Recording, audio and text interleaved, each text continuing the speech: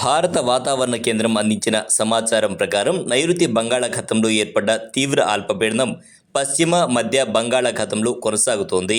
దీనికి అనుబంధంగా ఉన్న ఉపరితల ఆవర్తనం సగటున సముద్ర మట్టానికి 5.8 కిలోమీటర్ల వరకు విస్తరించి ఉంది.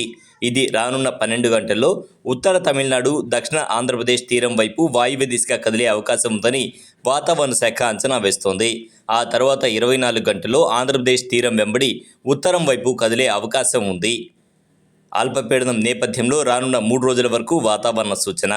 తేలికపాటి నుంచి ఓ మోస్తరు వర్షాలు లేదా ఉరుములతో కూడిన జల్లులు అనేక చోట్ల కురిసే అవకాశం ఉంది. పలు చోట్ల భారీ వర్షాలు కురిసే అవకాశం ఉంది. ఇంకొన్ని చోట్ల ఉరుములు, మెరుపులతో కూడిన లేదా రెండూ సంభవించే అవకాశం ఉంది.